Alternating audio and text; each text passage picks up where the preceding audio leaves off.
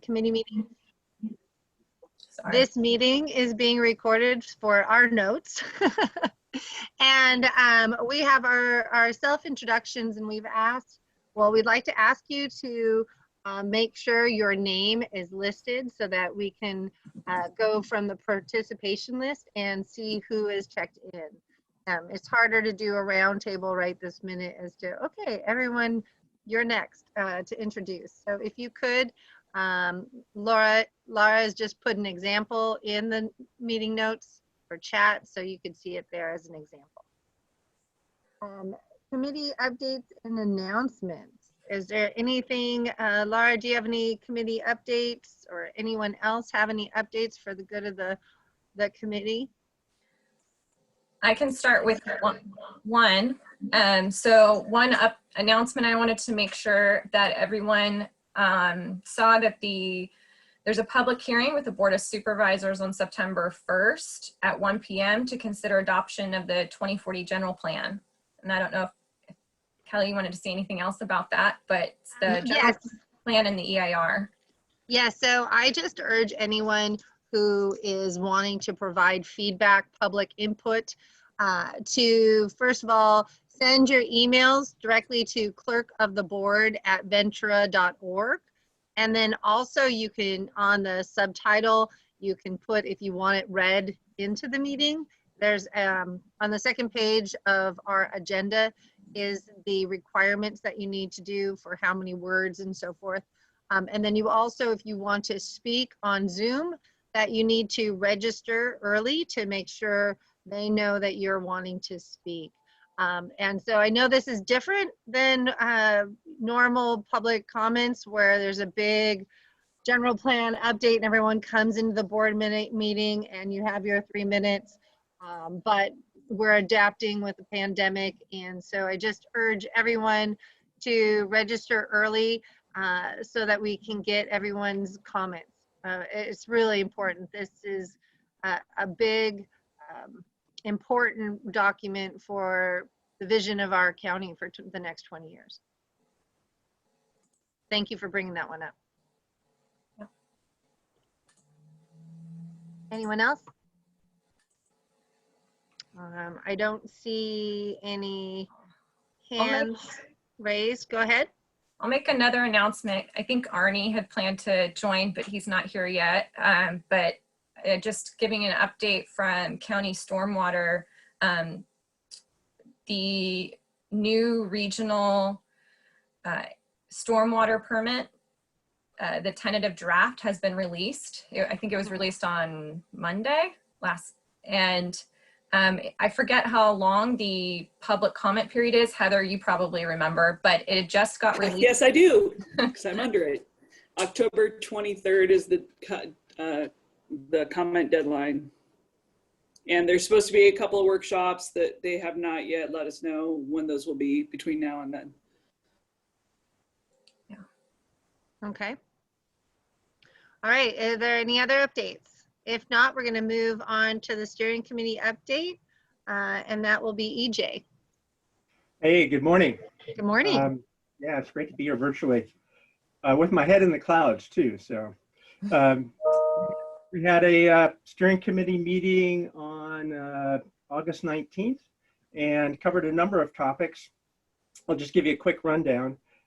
First is kind of good news. You know, the generous contributions that a lot of the agencies and even some of the NGOs make to the Watershed Coordinator has been managed pretty efficiently, so much so that we have a pretty substantial surplus.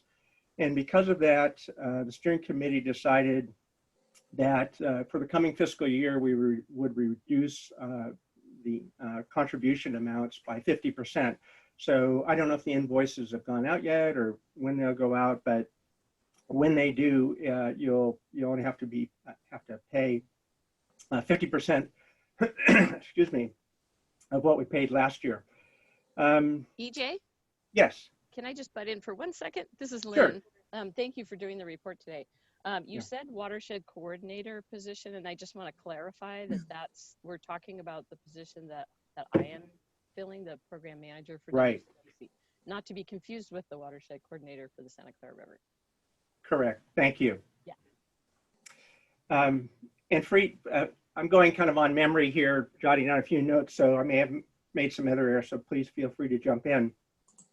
The next item was the DWR found our 2019 plan amendment to be in compliance. And we're working on completion of that now. And I think we're going to schedule a hearing on that in September. I think that's on the agenda later of the entire watershed group in Ventura County. This wasn't a major update or change to the plan. It just included updates on the climate change sections, the Sigma sections, disadvantaged community elements, and we added the new projects for Prop 1 eligibility. And I think that brings us up to about 1.2 billion. Is that right, Lynn, in total projects in the plan? I think that's what you said. Yes. Yeah, I added them all up. It's a lot of. So we got a lot there. And then just some brief updates. This will be on our agenda later too, but we're applying for or actually the RCD is applying for the Sigma Watershed Coordinator Grant. And they will both apply, and if we get the grant, they'll manage the grant. And this is to supplement the work of the groundwater sustainability agencies. It's not to replace work that they are supposed to be doing. And they'll target things like hopefully grants for implementation projects, try to coordinate information exchange between the GSAs and do some GSA outreach. Prop 1 implementation grants. The state has posted draft funding, and you all remember we're in the same region as Los Angeles, so it's the Los Angeles Ventura region. There was $33 million available, and they split that roughly in the draft allocation between Ventura, Los Angeles, and the upper Santa Clara River watershed. And once again, we did really well. I think we got like 95% of what we asked for. Unfortunately, Los Angeles only got 40% of what they asked for. And so they're objecting. And I guess there's a lot of discussion going on up at DWR about their objection. We of course hope that they'll stick with the allocation, but I guess that remains to be seen unless something has happened recently. Excuse me, got a cough.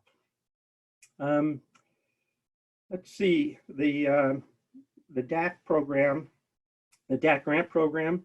It's been kind of a challenge to do their work because of COVID. So they've been trying to use Zoom and other means.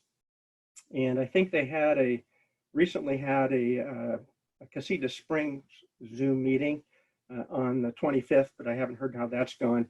And they've done several other similar meetings throughout the county. And I think the next step is they're going to start community surveys of water services. And the goal of this is to identify county priorities and hopefully get some funding to address them in the long run. We're going to have a steering committee meeting in November. And I just want to remind everybody the Mound Basin GSA is going to have a public workshop next Thursday via Zoom, September 3rd. That's it. Any questions? Any questions for EJ? Thank you so much, EJ, for the update. I really do appreciate it. If there's no questions, we're going to go on to the Santa Clara River GSA updates and announcements. We have an action item. Laura, you want to start? Yeah, so I know we might have some other water GSA updates too, but the main item, sub item under this has to do with the Department of Conservation GSA Coordinator Grant. And we want to hear from all of you if the Santa Clara River Watershed Committee should be submitting a letter of support. And I'm going to let Jamie do most of the talking from Ventura County Resource Conservation District, since he's drafting the proposal and would be implementing the grant. So Jamie, if you want to share anything too, I do have a draft letter of support that after Jamie talks, if you want, I can share it, but I'll let Jamie take it over. Thank you, Laura. Thank you, committee. I appreciate your time. So good morning. Again, my name is Jamie Whiteford. I'm the district scientist with the Ventura County Resource Conservation District. And as has been mentioned, we are in consideration to be the lead for applying for this particular opportunity. So this would be the Department of Conservation, the appropriate title of it, Sustainable Groundwater Management Watershed Coordinator Program Grant. The reason that I want to be very specific about this opportunity is because although we intend to be lead, there may be other organizations that intend to apply for this, in which case the way that this is structured, that would mean that there would only be one project funded from this area. And so we want to make sure that, and I'm making the rounds to all of the committees and the councils to be clear that if anybody is applying for this, that's perfectly fine. Just let us know, because we need to come up with a letter of cooperation or something so that we don't shoot each other down. So that's part of what I'm trying to make sure everybody's clear about. The other part of it too is also to offer some clarity about what we intend to do with this money, if it should get funded. And so I just want to run through it really quickly for those of you who aren't familiar with this opportunity. So in a nutshell, this is an opportunity to apply for up to $300,000 of money. And this money is available to organizations which serve high and medium priority groundwater basins. So it's open to a broad swath of different organizations. It's just turned out that the Resource Conservation District seems to be in a position to be able to apply for this on behalf of organizations across the region. So this money is meant to be used to hire a regional coordinator to implement watershed improvements for up to 3 years. Okay, so this $300,000 can be used for as little effort as you'd like. You can bring down the total. The ceiling is $300,000, and you can use this over any number of years, up to 3 years. The application is due September 15th, so we're coming up on that very quickly. DOC expects to award this money by the end of the year, so this should come at a time that's critical for GSPs.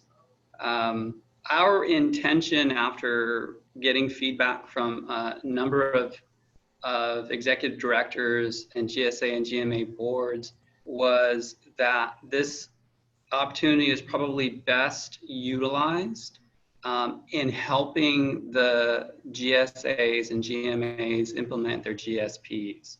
Okay, so that is currently the focus of our efforts.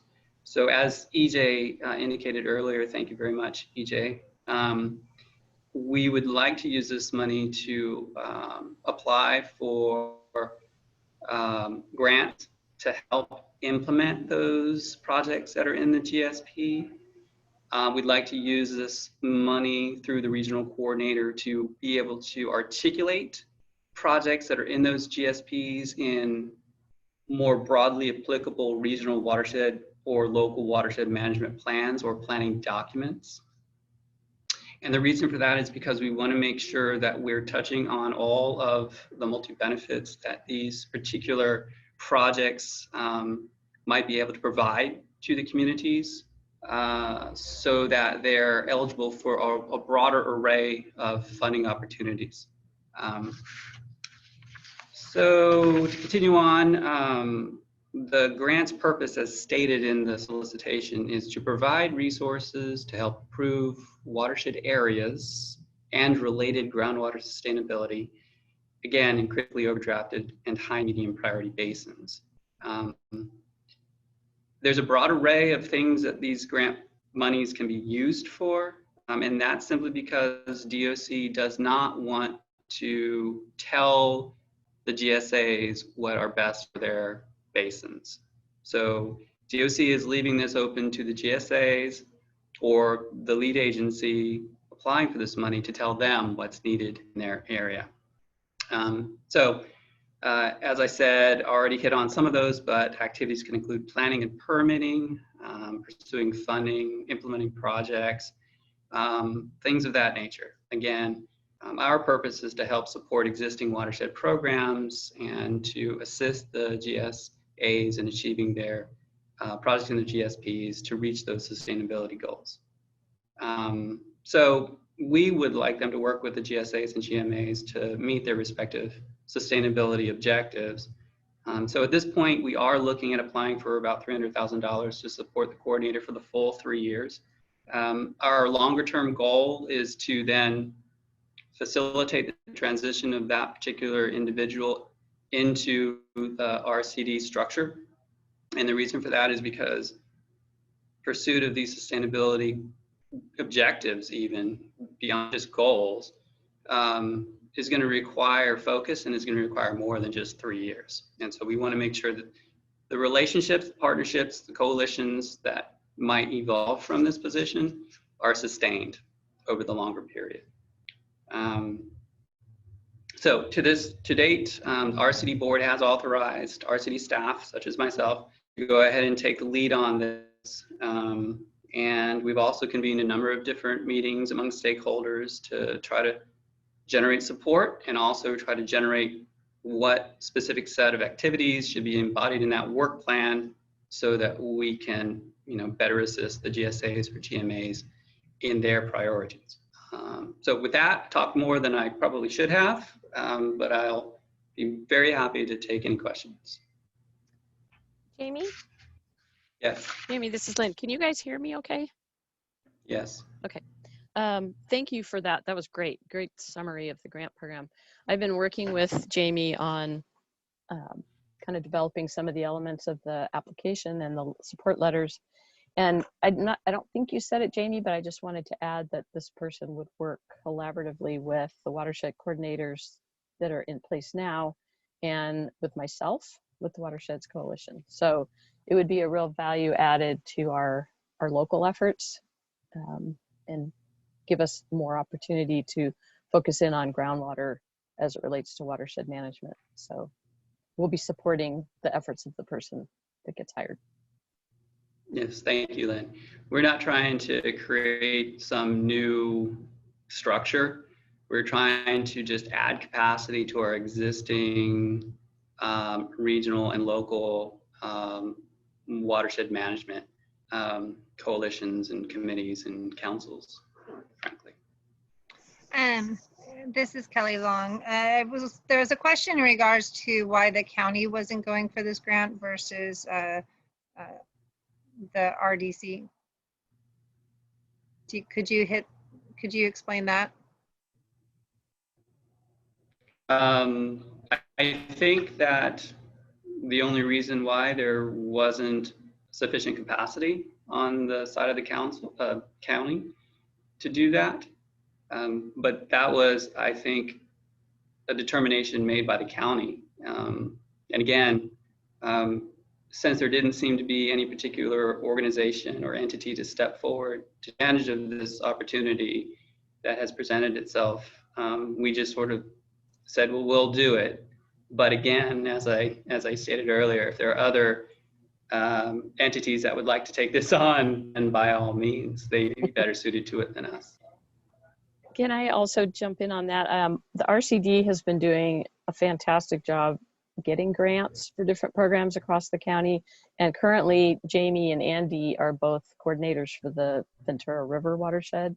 So it's consistent with their mission and also companionable with their efforts as coordinator for the Ventura River. So there's a lot of reasons why I think the RCD is a good fit, and they have a great track record for getting grants they apply for. So that's good too.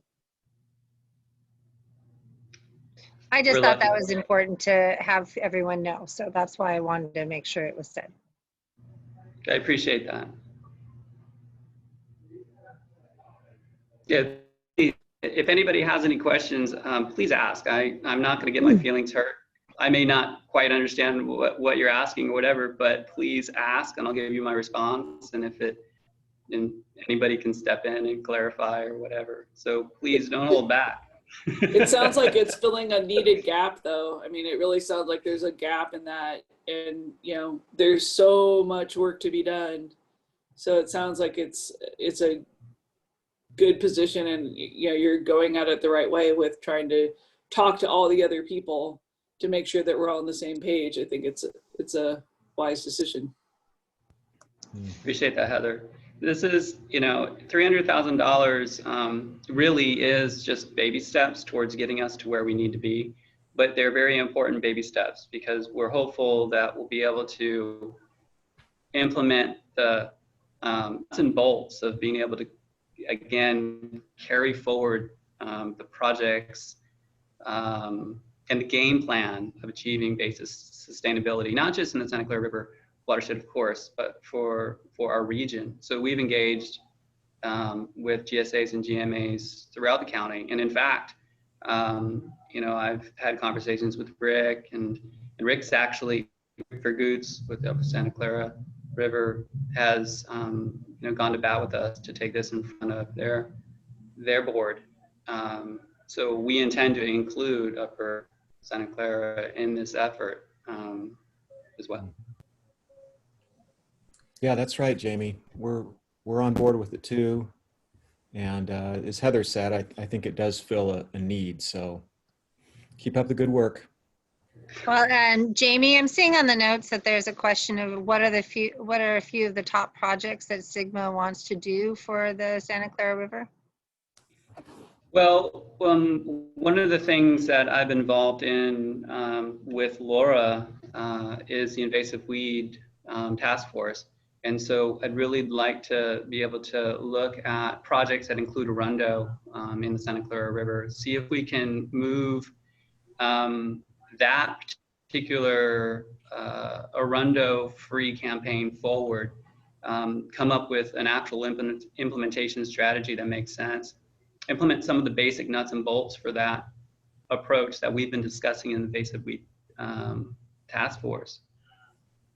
In addition to that, there are some agricultural based projects in the watershed, land use management to be able to enhance infiltration and retention of surface flows for groundwater purposes. That will require coordination with agricultural producers and other private landowners, and it may very well be that those are outside of the GSAs or GMAs boundaries, and so they may not necessarily be able to achieve those objectives or have those conversations.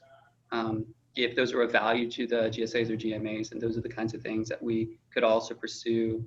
And as an organization, the district has a fair level of flexibility in the types of funding that we can apply for, which is one of the reasons why we've been successful. We're not constrained by only going after specific pools of money. We can actually go after pools of money that others can't. One of those would be this DOC opportunity.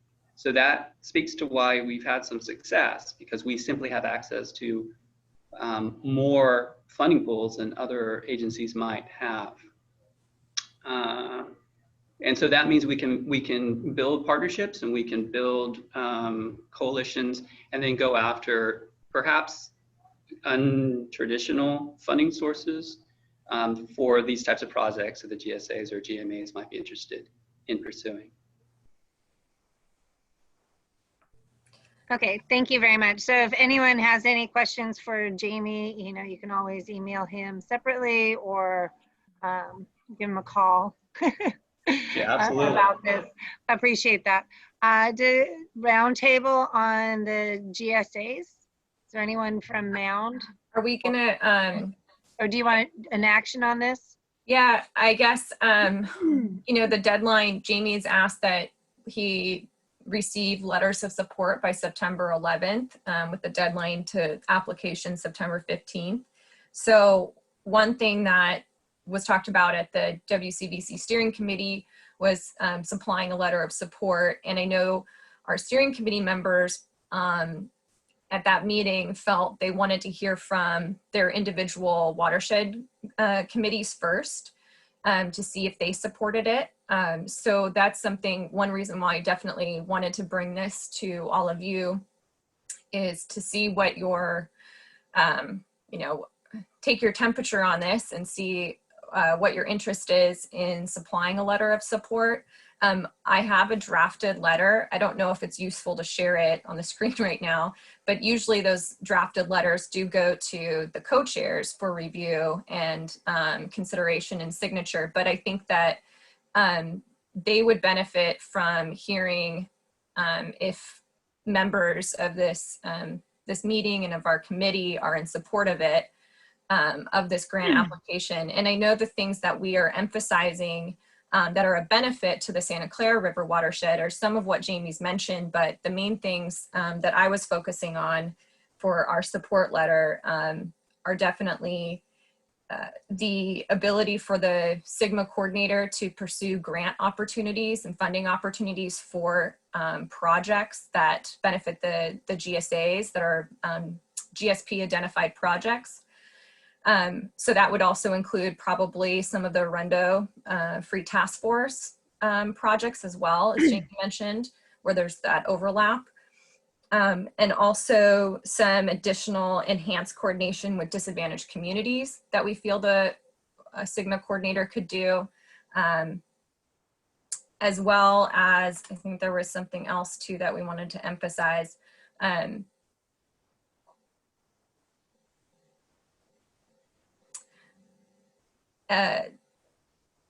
A lot of the coordination, sorry, I'm lost my train of thought here, but I just wanted to see if we could get a consensus, I guess, from the group if they support moving forward with working with Jamie on drafting and working with the co-chairs on providing a letter of support by September 11th.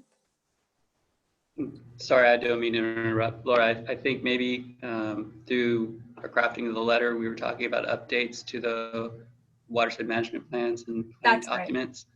That's right. Thank you, Jamie. That was the main other element, was having the coordinator help with incorporating the GSP projects. So the groundwater sustainability agencies, the projects that they're coming up with, will be coming up with, incorporating those into our IRWM plan, and maybe helping bringing those to our watershed committee as well. One other thing may I suggest is that you talked about the stormwater permit coming up, and one of the things that's required or will be required in that is for at least for us to update our watershed management plan for the upper Santa Clara River, which is the stormwater infiltration projects, and where we're going to be infiltrating the 85th percentile. And so you may want to consider adding the person to that list, because one of the things we do is when that starts is we take many factors into consideration, and one of them is distance to groundwater. It can't be too close because it can contaminate groundwater if it's less than 20 feet away, but also that it would be helpful to find out where we could more effectively recharge the aquifer with those projects. That's a good suggestion. And this coordinator would be a county-wide, right? Not just one specific basin. Just to Correct. confirm, because that was a question. Correct. It'd be county-wide, not just the Santa Clara River watershed, but county-wide, but Santa Clara River watershed having more of the, critically, or more of the priority basins. We felt that it was important that Santa Clara River watershed weighs in on this. Okay, let me give you the feedback from the Fillmore and Piru groundwater basins. We voted on this in our last meeting, and we weren't going to be sending in a letter of support because based on the vote, we had concern that this coordinator was doing a redundant item that we currently are having to do with stakeholder engagement. And so when you're fighting, not fighting, but when you're jockeying for money from the state, we wanted to make sure that we weren't using those same resources that we need for the GSP to do stakeholder engagement and all that kind of stuff. And so that's why there's not a letter of support from that GSA. It doesn't mean that we don't agree with the coordination of what was just being said with the watersheds and all that kind of stuff. But we just didn't, our basin, the GSA is so young, and the money that we got grant-wise is really focused on creating our plan, our modeling, and our sustainable yields and all that kind of stuff that we're already hired a consultant to do, and we're planning with all of our pumpers association, our cities and so forth. So we didn't want that redundancy, and we didn't want that confusion of which coordinator versus our consultant was our stakeholders talking to, if that makes sense. And I just wanted to share those words with you so that we could avoid that type of situation. I think the top level was really good. And that's why I wanted to make sure we had that answer from the county as to why RCD was doing it versus the county, and make it more a top level, because yeah, so that's just feedback from us. Thank you. And thank you so much for that, Kelly. I appreciate that candor. And this is the message that we've been hearing from conversations with the GSAs and GMAs. And that's why we're trying to focus more on the post-GSP, because it's true, there certainly could be mixed messaging. There certainly could be difficulties for lay people and for stakeholders to know who they should be talking to, who is the authoritative figure here. I know they're just words that I'm saying, but I want to make clear that this position isn't meant to override the authority of the GSAs or GMAs at all. We are not experts in the basins for the local basins, the GSAs and GMAs are. And so we got the message loud and clear. And so we are, again, trying to back off of anything that could be construed as trying to step into the conversation and derail the GSPs. Can I add, thank you, Supervisor Long, for that. I just have one additional activity that I don't believe anybody mentioned yet, which the GSAs had indicated that they appreciate the support we can provide in this if we are funded, and that is in connecting to disadvantaged communities. We have a pretty robust effort right now through the Prop 1 grant that we have, which we'll talk about, I think, on the next item or later on in the agenda.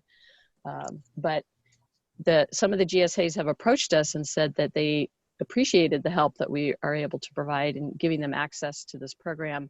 That program will end next year, December of 2021.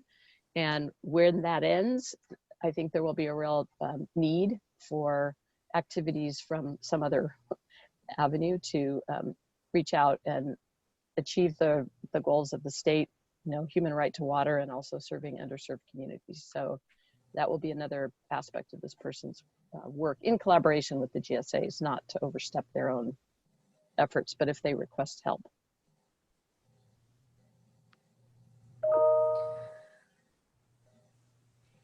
Thank you, Lee. So I don't know how we want to do this, but I just need, I guess, like a direction on how much more time to spend on, drafting a letter and circulating it to our co-chairs. So I'm really just looking for direction from you all. So if we could, I don't know, Supervisor Long, you think like a thumbs up or something you've done in these meetings? Yes, if there is no objection, for what we're hearing from Jamie and Lynn would be in the letter, supporting the stormwater, supporting what we're currently doing on the top level in that manner, and that would be the letter. I've got a thumbs up from Jen Angela. Is there any other thumbs up with that concept? I got EJ's a thumbs up. I think that would be there's quite a few. All I'm seeing are thumbs up. So I think that would be the letter of support. And then send that to our co-chairs. Okay, so I'm I seeing will, approvals. yeah, I'm seeing more thumbs up. Jody, Kate, Nina, thank you. So I will continue to take that feedback from this meeting of what seems like the group was most interested in seeing the coordinator work on, and with Jamie and Lynn and then the co-chairs, and we'll get that drafted in out for signature and submitted. So thank you. That'd be great. Thank you so much, everyone. Thank you, Katie. Are there any GSAs that wanted to provide an update at this time? Rick, you're speaking, but I can't see you. Got it. Supervisor Long, thanks. I'd be happy to provide a quick update on Upper Santa Clara River GSA. We had another workshop this week with stakeholders, and our next workshop, I'm looking at my computer screen here, we've got 4 more workshops coming up, one on water budgets, which will be in October, and then we'll move into sustainable management criteria, projects and management actions, and then go over the draft with stakeholders. We also had a meeting earlier this week with the downstream GSA to talk about sharing information on models and things like that. So that's my update. Okay, well then I'll just go down the flow. Fillmore Piru Basin. We are working on our modeling right now with United, and that is coming along pretty well. We're starting to talk about any monitoring wells that we might need to put in for the shallow locations. We have a technical committee that's looking at the standards and to understand the highs and lows and of the 6 deadly sins, where are we? And we're starting to have those discussions along with our stakeholder engagement. We just had, what was it, a couple weeks ago, and we'll be starting another stakeholder engagement soon in regards to where we are on the levels. So we're working hard. Our consultants are getting all the information, and the modeling is really the biggest part for us. And so really making sure that that's accurate and providing the data that we need. So we just keep trugging along as much as we can and trying to do Zoom stakeholder engagements. I think we actually had more people attend, so that was good. So that's what we have. How about Mound? Does anyone have for Mound? No? Or Fox Canyon? Any other? I just Oh, want to EJ, remind yeah. everybody. Yeah, sorry. I just remind everybody on Mound, as I said before, they're having this public workshop on the 3rd. I just got a notice in my email and asked for that, but I think they're really seeking public input on this. It's going to be a workshop that's devoted to public input, not technical stuff. So. Okay. Fox Canyon. Any other GSA? Hearing none. Again, if you want to raise your hand to speak, that's great too. We can look through there and see if anyone. Okay, well then we'll go to the next item, which is our public access to the Nature Conservancy's Hansen Nature Preserve. We've got Kat. Hi, everybody. It's so nice Go to see ahead. you all. I wish we could do this in person, but it's nice to see so many recognizable faces and smiley faces today. I'm going to try to share my screen here. Okay, can everybody see that? Great. Let me just do a little bit of, oops. Okay. So hey everybody, welcome. Thanks for joining us today and participating in this meeting. I'm Kat. For those of you who don't know me, I'm the Stewardship Associate for the Nature Conservancy in Ventura County. And I work on the Santa Clara River and Ormond Beach. So I figured we could all use some good news these days. the more the better, right? So I'm really thrilled to be here today to talk with you all about our first public access project on the Santa Clara River. So before we get to into the details of the project itself, I want to just give an overview of our work in this geography. I know that a lot of you here probably already know quite a bit about what we've done in the last 20 years, but I just want to give an overview for those of you who may not know. We've been involved with planning conservation activities at the Santa Clara and Ormond Beach since the 90s. In 2000, our close partner, the State Coastal Conservancy, they developed a plan called the Santa Clara River Parkway Vision, which is proposed to acquire a lot of continuous stretches of the Santa Clara and estuarine habitat for the purposes of habitat protection, restoration, flood control, flood management, as well as the big pieces, public access, enjoyment, and recreation. So soon after, in 2001, TNC purchased our very first property on the Santa Clara River with funding provided by the State Coastal Conservancy. So today we own 28 parcels, a total of 4,156 acres, which is approximately 21 river miles, and 7 conservation easements that total over 500 acres. So this land protection work has taken place through an especially strong collaboration with the State Coastal Conservancy and TNC, as well as multiple local, state, federal agencies, private donors. They've all contributed heavily to these many, many wonderful acquisitions. So we've been trying to protect land in contiguous blocks as much as possible. You know, it's a pretty long area to be protecting on. So this is designed to bolster our restoration work and to make these habitats more resilient in the long run. And we currently have active restoration projects along almost 1,000 acres on the Santa Clara River, mostly in pretty dense giant reed stands or arundo stands. And here's the general locations of our restoration projects here.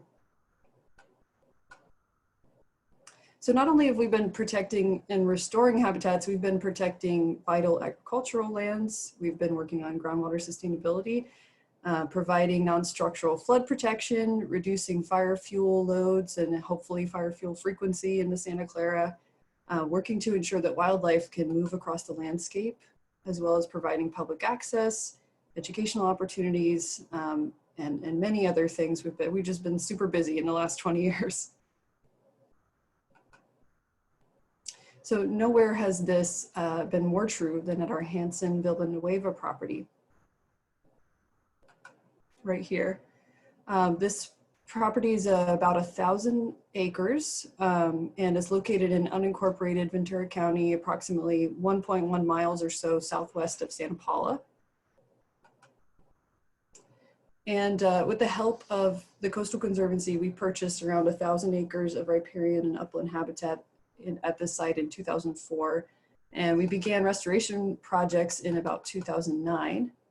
So the vision for this property as part of the Santa Clara River Parkway has been to eventually open it to the public. Providing access to the river while balancing the needs of nature is really the ultimate goal here. So after a decade of intense restoration work, the implementation of the visitor enhancements are finally underway. So the Hanson property is about 250 acres of the larger 1,000-acre area, and it spans about 2 miles of the Santa Clara.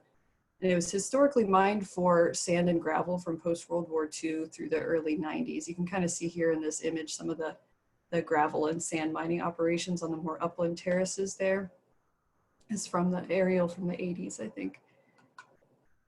So needless to say, restoring the site has been a very intensive project. We've worked with lots of partners such as WCB, State Coastal Conservancy, Fish and Wildlife, California Department of Fish and Wildlife, Caltrans, to restore this site. And all these different management units, you know, they comprise different habitat types and different restoration outcomes. So we have, you know, it's quite intensive.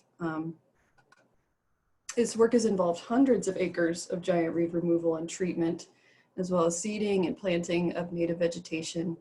And removing this arundo not only benefits the native wildlife, but it really helps us reduce the fire risk of the Santa Clara and downstream flooding from bulk flows of arundo. As some of you may know, the more native riparian vegetation is a little bit less fire prone than Arundo. And so we're hoping that, by removing the Arundo, we're also helping to save groundwater, but reducing the fuel load in the river itself. And for any of you who may have been to Hansen, I think quite a few of you here have, the trail that goes down to the river. This is a photo of it with these people walking down. You see how giant the Arundo used to be. And now when you walk through, it's just riparian forest. So it's really been an incredible transformation on parts of this site that just look like California used to look. It's pretty incredible. So we also created about 2.4 acre off-channel wetland that helps to capture and slow stormwater and infiltrate it back into the ground. This wetland and a lot of the surrounding restoration activities have been implemented as part of a mitigation for channel impacts from Caltrans 101 and US 5 or Interstate 5 bridge replacement projects. So these are mitigation projects for Caltrans. And here's an after photo. This is just from last year of the wetland after all the construction and enhancements and plantings have been done.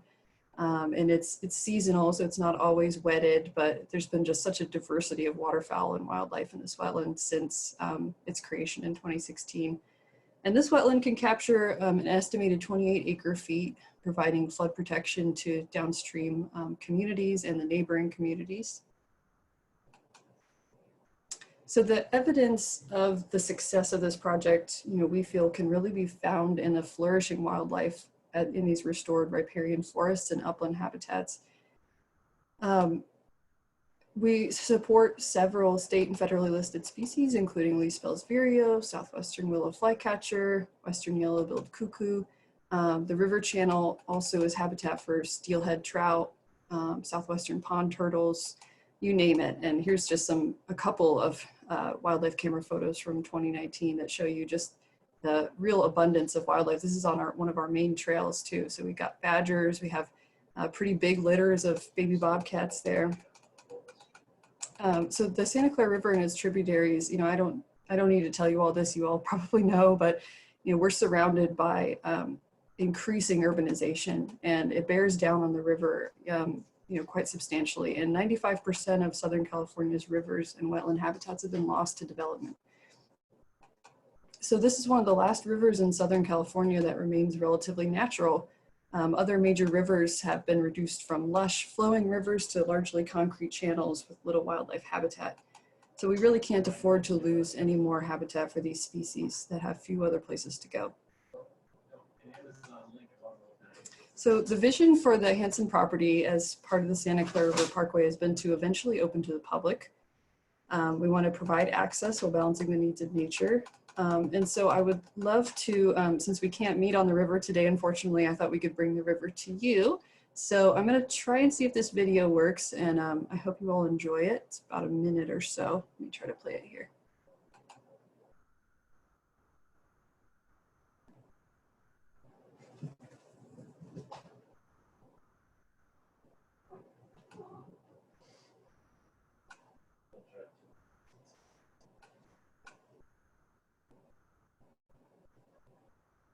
I'm sorry, our office don't show people.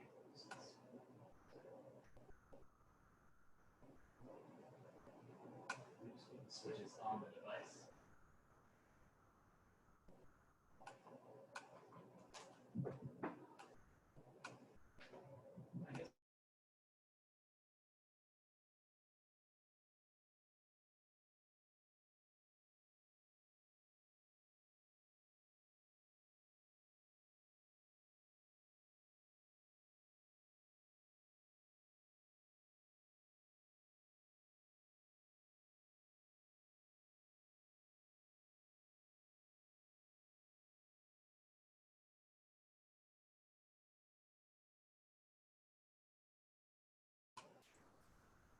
Kat, I'm not sure if there was sound, but we couldn't hear it. Oh gosh, I'm so sorry. Yeah. I think you have to leave yourself unmuted maybe. So Oh, okay. Do you want me to try it again? yeah, it was pretty short, so. Okay, I'm sorry about that.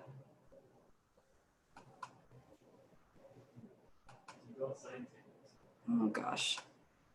I had to mute myself because I have people and meetings and cats running around, and it's kind of crazy. Okay. Maybe turn the volume up on yours so it goes over that. Okay. Well, I'm sorry, everybody. I'll just put a link in the chat box, and you can all watch it later. Thank Well, I you. hope That you would got be some nice great. visuals at least. Thank you. Does anyone have any questions for Kat? I have a couple more slides here, Okay. Kelly. Go for it. Sure. So I'm sorry that video didn't work, but I hope you guys got a couple of nice photos there of the river anyway.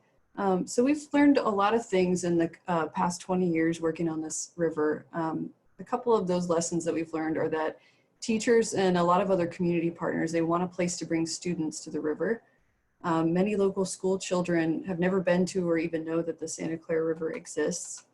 Many people in Santa Paula, when surveyed, claim to want more access to open space, hiking trails, and the Santa Clara. And there's currently no free designated public access on the lower Santa Clara. The surrounding area is socioeconomically disadvantaged, largely communities of color. And we also know that from the 2016 Community Input Survey that diabetes and obesity are some of the top health concerns in the county, with the highest percentages in Santa Paula. So we've taken all this knowledge that we have of communities' desires for trails and outdoor education and tried to balance those with the needs of nature and the resilience of our restoration work, as well as the many site constraints of access and the mitigation project and whatnot, and tried to design a low impact green infrastructure design for the project area. So this design includes a low impact trail system for walkers and hikers. It's about a 2-mile loop, a lunch area with shade and seating so that we can accommodate school groups and folks who just want to come picnic in the area. A mobile learning kiosk that will have rotating, educational information, some storage, a green roof, native tree and shrub plantings, a pervious parking area with ADA compliant spaces, and a school bus turnaround. A gated entrance with native plantings, and lots of multilingual interpretive signage along the trail system. So we envision this place as kind of a living laboratory where community members can come explore and learn about nature in their own backyard, and really a space to benefit the physical and emotional well-being of Ventura County's residents. We also want this to be a place where school groups can come have outdoor classrooms, which is really an increasingly important need in this COVID era world that we live in now.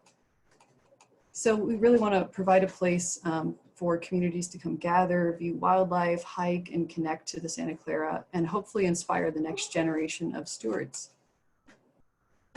So what's next? We're doing community outreach, much like this meeting. We're also going to have a couple of more, including a public meeting in September that CAUSE is going to help us run, where we're going to solicit feedback on programming and try to understand the needs of the community, and just information share and do some outreach to make sure that we have people who want to come visit this place in the future.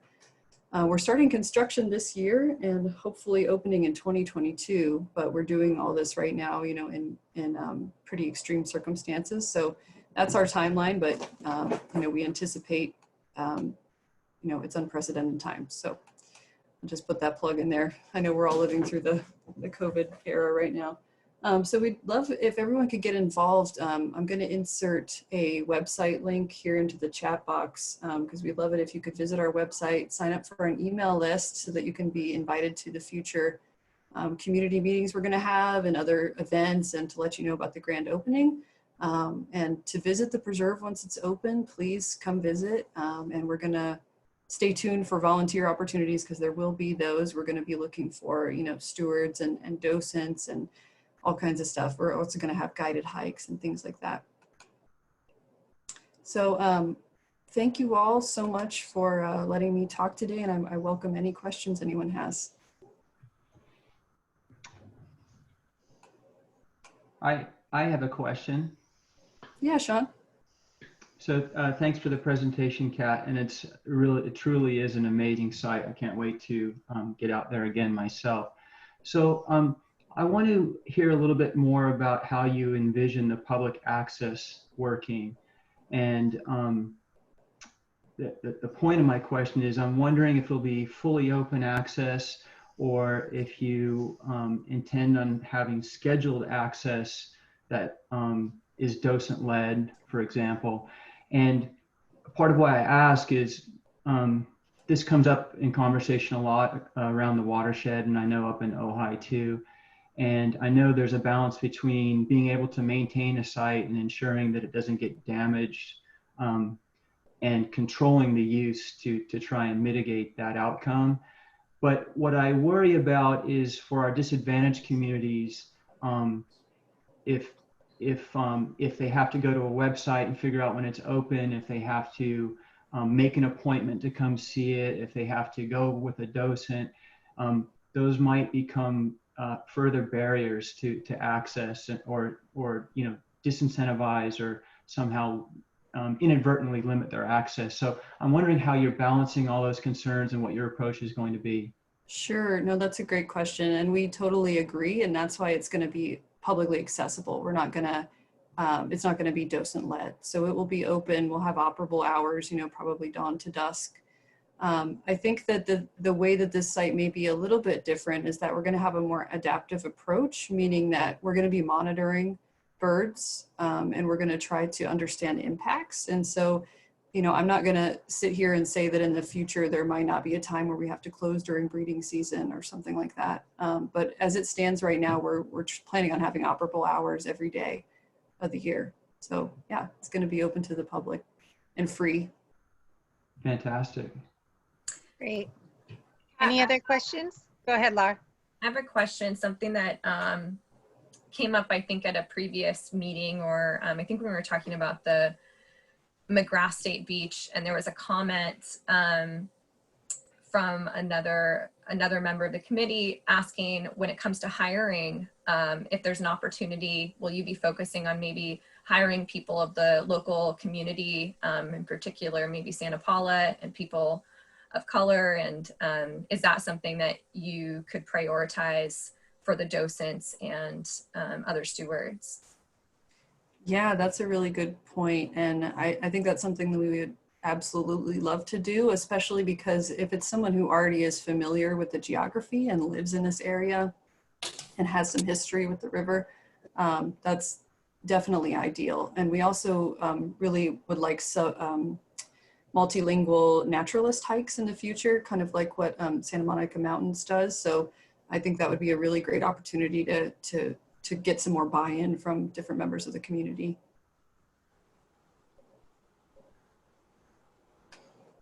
Any other questions? I have a question. I know it's Heather, City of Santa Clarita. I know that Heather. I've heard. I'm super excited to go too. Like I'm hoping that you get it done earlier, so a lot of my Girl Scouts aren't aged out, so that we can go and enjoy it.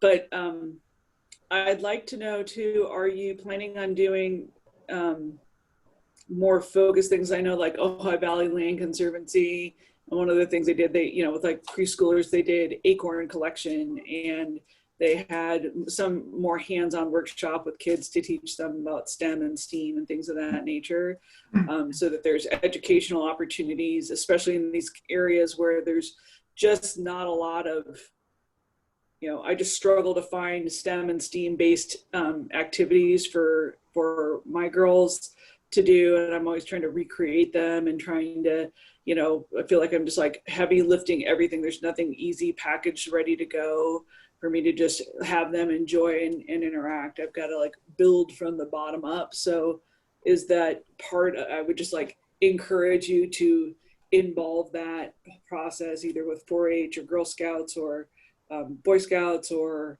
whatever groups, and work with the science teachers to just have something that's really teaching science skills rather than just like a fun field trip in nature, which not saying anything is wrong with that, but I think these areas there's a huge dearth of things to do, of activities, and that's my personal experience in these communities.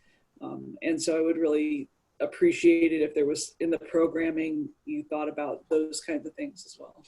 Thank you so much for that, Heather. And that's actually the feedback that we want to solicit the most right now is what types of educational and outreach opportunities, what do you want to do on the site once it's open? So if you could, I would really appreciate it if you could visit our website. There's a survey there where you can give a little bit of feedback, but there's also a link where you can sign up to an email list where we're going to invite people to the next community meeting where we're really going to have breakout groups and we're going to ask those questions like, what types of educational opportunities, what groups do you think we should invite to come do outdoor classrooms? You know, we want to really get that kind of feedback. So thank you so much for even preempting what I was about to plug.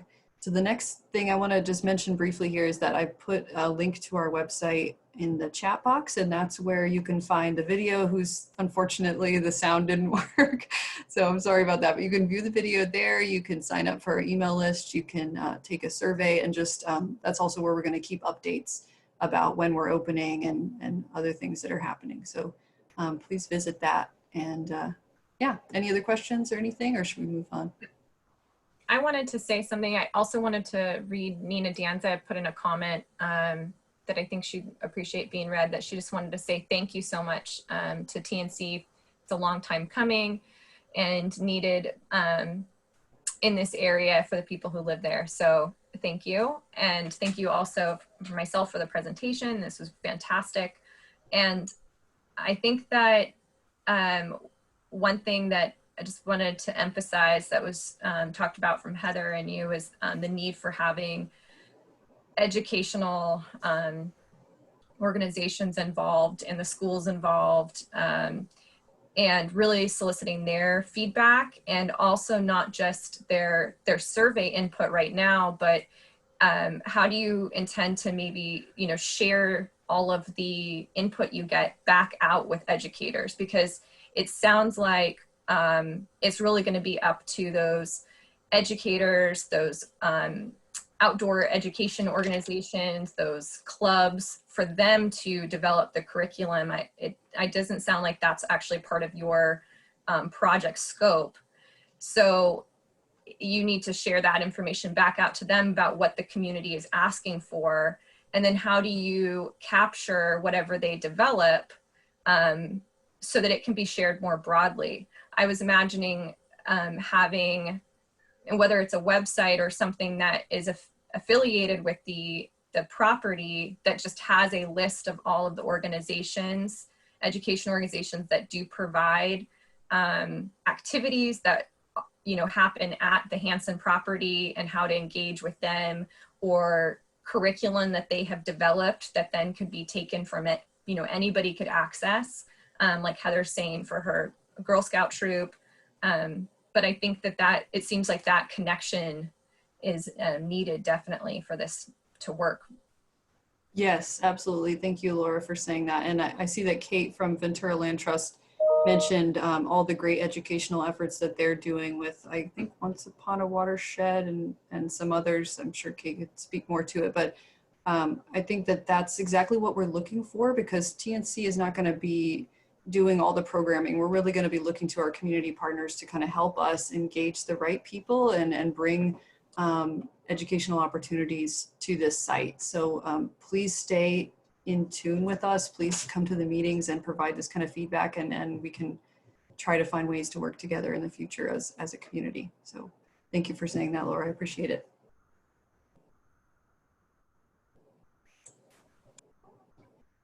Yeah, hi, this is Kate. So now we also have Ventura Wild and Once Upon a Watershed as programs within our education programs. So those are the ones that we're operating on Ojai Valley Land Conservancy lands, as what Heather was describing before. So we're looking to try to expand these kinds of education programs throughout all of Ventura County. So we're really happy and excited to help you out with this. Cool. And I know Santa Clara Roofer Conservancy is doing quite a bit of environmental ed as well. So it looks like there's going to be lots of people to come help us do education. So I appreciate it. Please come to our next public meeting if you guys want to get on the email list, and we'll blast you an email about when that's going to happen, hopefully in the next couple of weeks. Great. Wonderful presentation, Kat. Really excited to see what's going on. It's always a pleasure, and I'm really glad everyone's going to be engaged in helping with that too. Next up, if we're done with that one, will be our watershed coordinator update. Or no, wait, sorry, the Santa Clara River Conservation General Update. And that's with Sean. Yes, hi. Hi, Yeah, Sean. Go ahead. hi. Good morning. Yeah, I'm Sean Kelly with the Santa Clara River Conservancy, and Laura asked me to give a brief update on what's happening with our organization. Feels a bit self-serving with all the great stakeholders here on the meeting this morning, but be happy to share with you a brief update in terms of what's going on with our organization. So many of you may have known our previous director, Charles Lester. He left back in March to focus full-time on his initiatives at UCSB. So I've since stepped into his role. We've also recently hired a new restoration technician, Gus Van Kirk. So we've had a few staff changes in our small organization. In terms of project work, our Prop 84 and Prop 1 restoration projects in both Santa Paula and Fillmore are largely in a quiet phase at the moment due to the bird breeding season. We do have some small non-arunda weed work happening at both our Santa Paula and Sespe Cienega sites, Sespe Cienega site being in Fillmore. We're doing vegetation monitoring at both locations. And in support of our Sespe Cienega planning project, we're doing data collection and resource monitoring with in terms of looking at groundwater, wildlife activities at the site. And we're using this environmental data that we're collecting to help inform our planning project out at the Sespe Cienega. So for those of you that aren't familiar with that project, the area immediately adjacent to and around the Fillmore Fish Hatchery has been designated an ecological reserve by the Fish and Game Commission just this year. And the site's 265 acres, and it's the focus of a $500,000 planning effort that's underway. We've recently completed a literature review and data gap analysis for the project, and we're currently working on a basis of technical design report that's going to provide us with a starting point to hold stakeholder meetings and iterate on the vision and work towards the 65% design, which we anticipate completing at the end of this year or probably early next year. We're also conducting public outreach on this project, and just earlier this week I spoke to the Fillmore City Council, letting them know about the public access component that's going to be at the site. I'll be speaking with the Santa Paula City Council and hope to engage a few other meetings and city councils. As we all know, this is the initiatives that we had planned 6 months ago were significantly affected with the COVID shutdown. It's worth saying that the Hansen site that we just heard about is a template or a role model for what we want to see at Sespe Cienega. So that's exactly the kind of vision that we're working towards, and will be a great amenity for the citizens of Fillmore, and as well as the entire watershed and even the county. So we're looking at a couple of miles of public access trails, restored wetland and riparian habitats, providing habitat for endangered and sensitive species. So we're obviously at a much earlier phase, but we're really excited that we've begun this planning effort. We're also working on a Department of Conservation grant to develop a strategy for SCRC to engage and work with the agricultural community on agricultural and habitat conservation. I've been working with EJ Remsen a little bit on that. The last thing I'll mention in this brief update is we've just recently developed a restoration project with TNC and NRCS to work on the Summers Shields property, which is immediately adjacent to the Cespi Cienega site. It's just east of the site. And this will be a $162,000 restoration project. And I'm excited because I know that I've been working with Pete Dixon on that. He's been a fantastic partner for our small organization. And TNC, much like they've done at their Hanson site, is looking at creating public access up in this area also. And so we're beginning to envision some synergy between the restoration and public access project at the Cespi Cienega and what might ultimately take place at the TNC site. And these two projects will be contiguous with each other. And I think will ultimately make some point out in the future a really compelling segment of restored habitat along the river and a really compelling public access amenity for our disadvantaged communities. So I'm really excited about the potential both those projects represent. And that's all I have for the moment. If there are any questions, I'd be happy to answer any questions. All right. Anyone hands up or go ahead and ask Sean your question? I don't see any. Go ahead, Lara. There's a comment in the chat from Nina Dan that says Sierra Club has volunteered at the Fillmore Trail planting since inception and would really like to see the site so far be known more and used by the public. Very strongly suggest a web page be put up with the past, present, and future plans for the site. Is there a plan to put up a website? I think it's a question. So yes, so we have currently at the site, what Nina's referring to is we have a small, just under 1 acre native plant trail with a little kiosk that sits at the front of the trail. And I know that many of you here on the call have actually been to that site to meet out there and have discussions. And so we were having regularly scheduled volunteer events out there. Again, this has been affected with the COVID shutdown, and we hope to return to that. We're in the process. We've just recently done some more construction work on the small kiosk, and we'll be populating that kiosk with information about the large planning project that's underway and about the larger site, the 260 acre site. So that's in the works. And of course, SCRC has a website and we have our projects listed on the website. And yes, it is our intention as we start to generate deliverables and some design documents to create a sub-page that's specifically focused on this project and post those materials there. So yes, that kind of information will be forthcoming. So thanks for the question. Okay. Any other questions? Comments?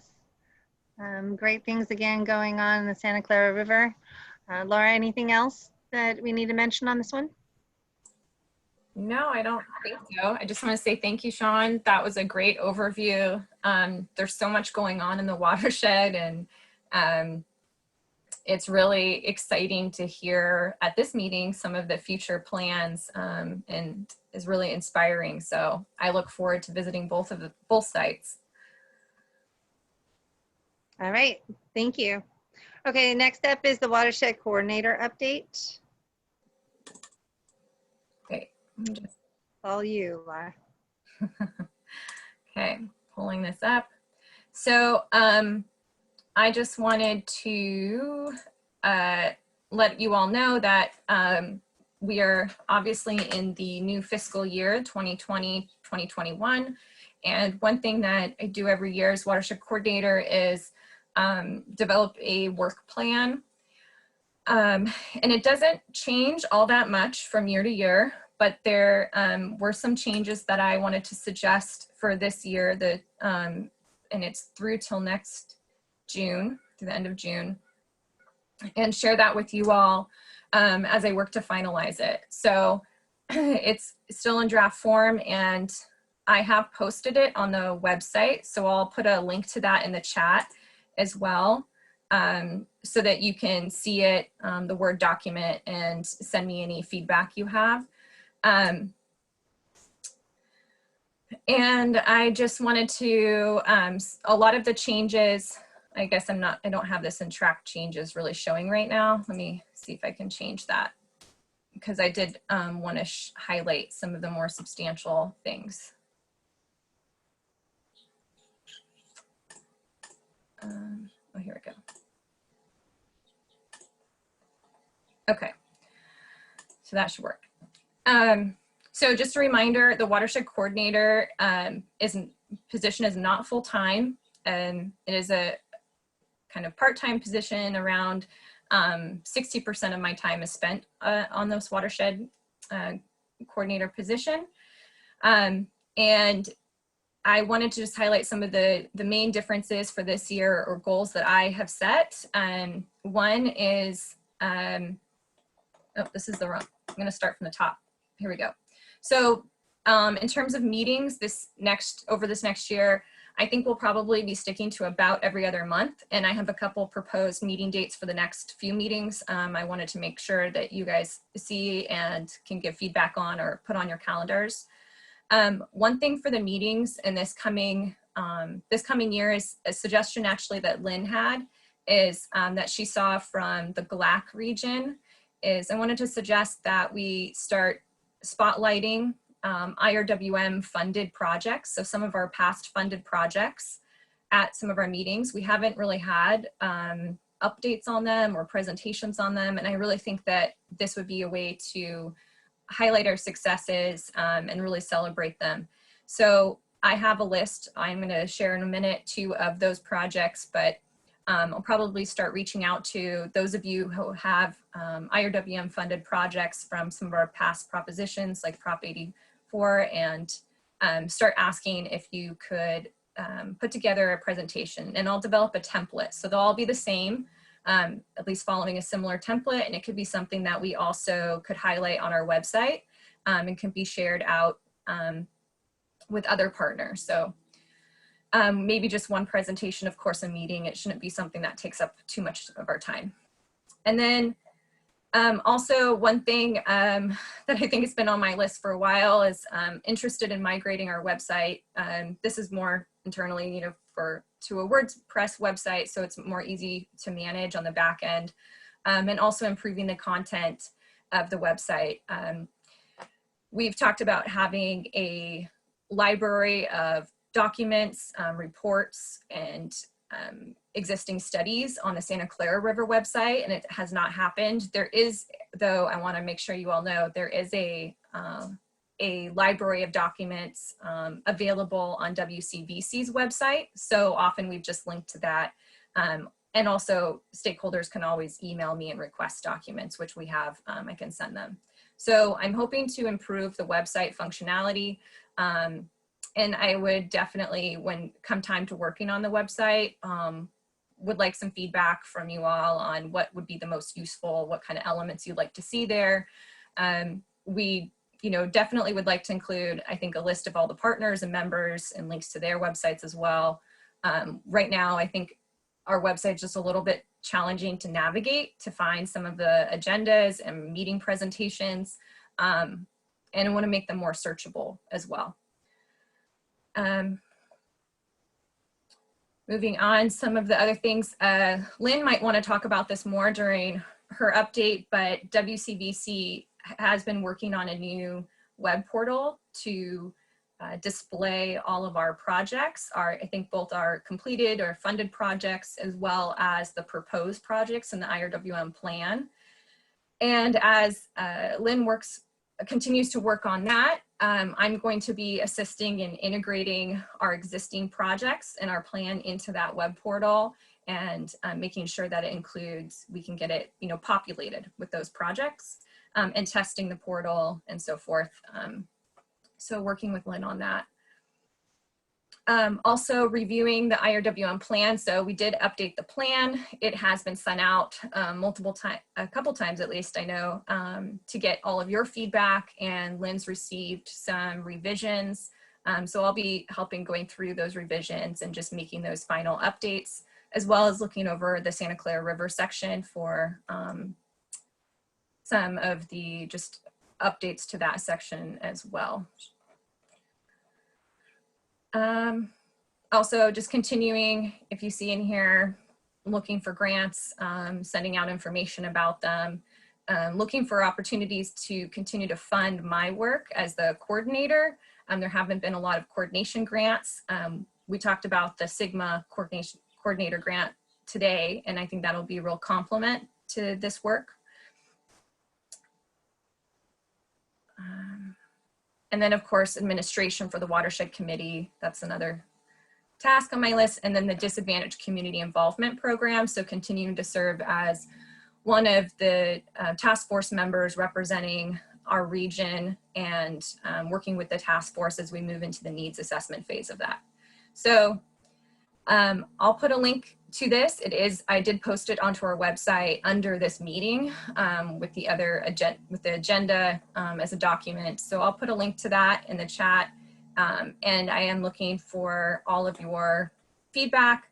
If there's anything you would like to see happen this year at the Watershed Committee, that would be great to know.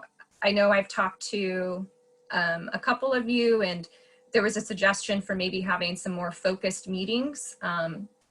One of them maybe being around Ormond Beach and all of the different activities that are happening there, and partners. And that might be something that either we host at a Watershed Committee level, or explore the option of maybe involving one of our academic institutions like Oxnard College. So just, those are just an example of some of the things that I'm interested to hear from you, what you would like our committee to focus on. Another thing I forgot to mention was as you recall, we worked with the Desert Research Institute, Nina Oakley and Ben Hatchett, to do that downscaled climate modeling for Ventura County. And it had been always on our list to bring that presentation to a more public forum and to have a public meeting with a broader audience. And then COVID hit and that was put on hold. But I think that Lynn and I would like to pick up that conversation again and figure out a way to bring that to the public in a virtual setting. And maybe we'll even get more attendance that way, as something we've seen with a lot of these meetings lately. So that's another thing as an example of a kind of more specific project that, or task that I'm gonna work on over this next year. So are there any comments or questions? Laura, could you just confirm how to give you feedback on that? Did you already share this document? I haven't actually sent it out yet, so I will put it in a link to it in the chat during this meeting, and it is on our website. I'll put a link to it, and then I also will include it in the meeting highlights email that I send out after this, after the meeting. So I will include a link as well there, and I'm going to request comments or questions via email, so you can email me.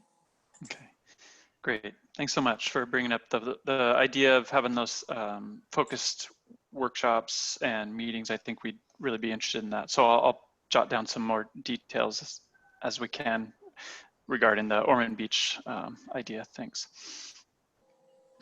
Great. Thank you. Anyone else? Right. I just put a link to our website. It's a link to this meeting with the agenda, and the Watershed Coordinator draft work plan is an attachment on that website. So you can open the attachment at the bottom, you'll see. Okay. All right, I don't see any other comments. So next up, I wanted to talk about, I was going to share some funding opportunities and some also continue on with discussing the meeting update options, or I'm sorry, the spotlight meetings. I'm still learning how to share screens properly when you open a PowerPoint presentation. So forgive.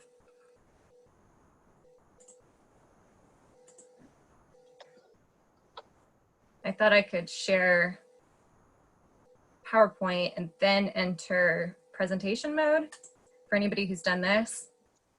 I thought that was the process, but I'm not sure if that's working. I entered it before I shared it. Okay. Like enter presentation mode, then share the screen.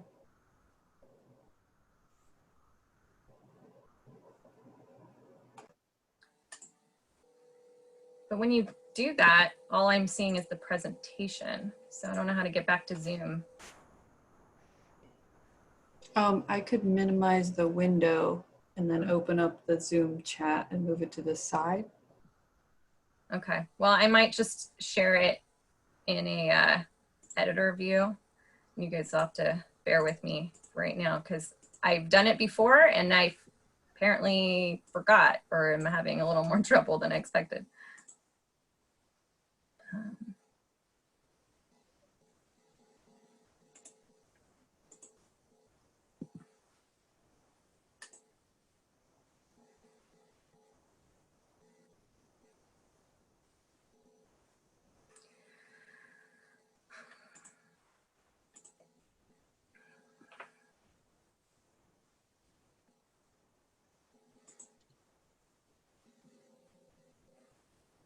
You find it? Yeah, it's just not coming up as I expected. Okay, is that showing as a presentation? Yep. Okay, great.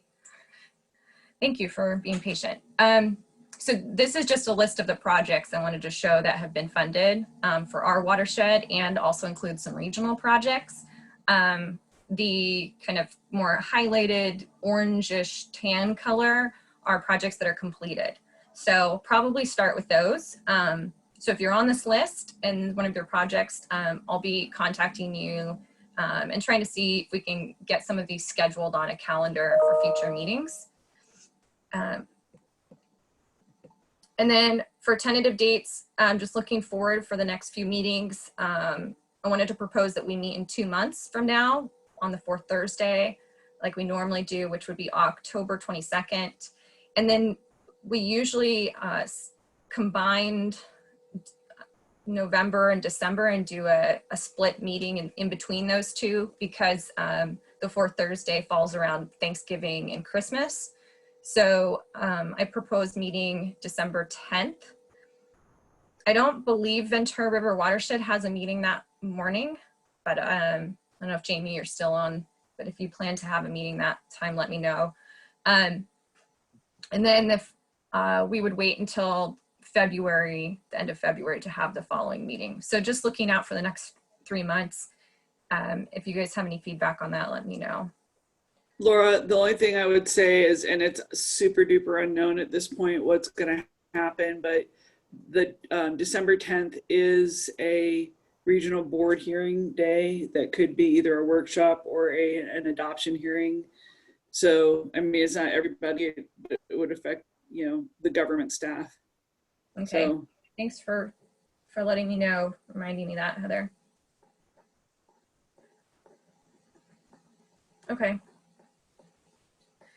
And then, okay, so then I just wanted to share a reminder about some grant opportunities that are available right now, open right now. The Department of Parks and Rec, Prop 68.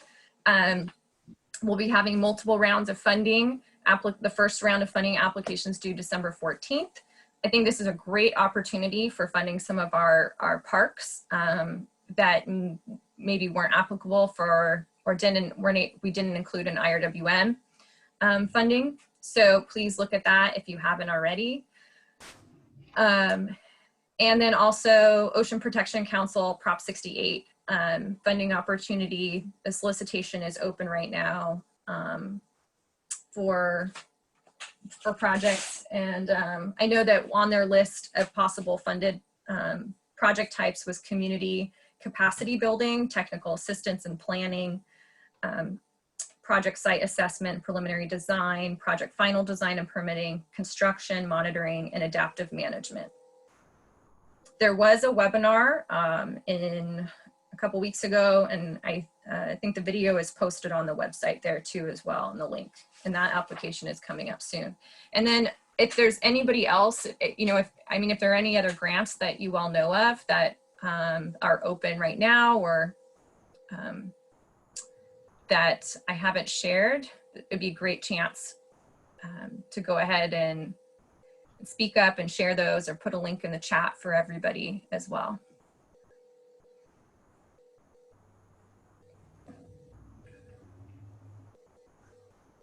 The Measure W Safe Clean Water Program for LA County half, they are doing their call for projects, and that's due October 15th.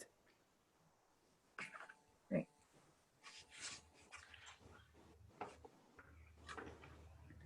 Laura, this is Jamie, to answer your previous question about the Ventura River Watershed Council. We have the meeting the 3rd, so the 10th will be fine. Thank you. Mm-hmm.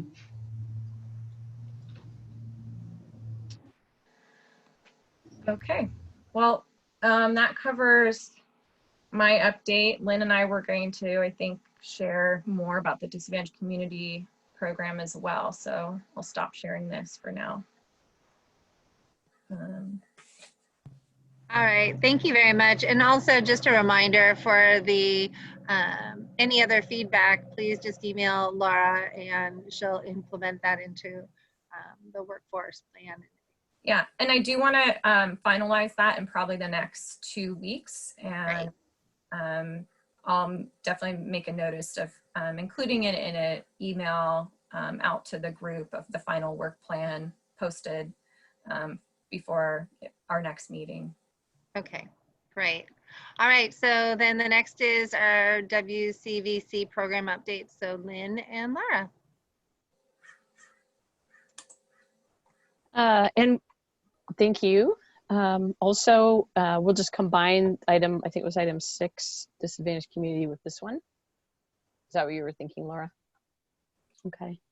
Well, first of all, I want to say how much I appreciate the presentations from today about recreational opportunities in education and outreach.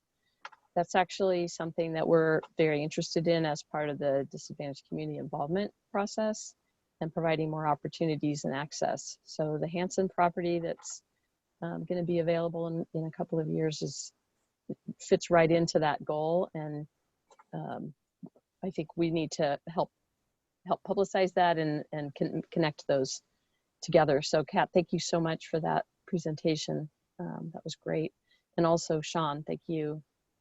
There are a lot of opportunities out there, and we want to make sure that as we do outreach in the communities and do our needs assessment with this grant funding, that we make sure that, you know, we can help sort of promote the things that you're doing. So that's great.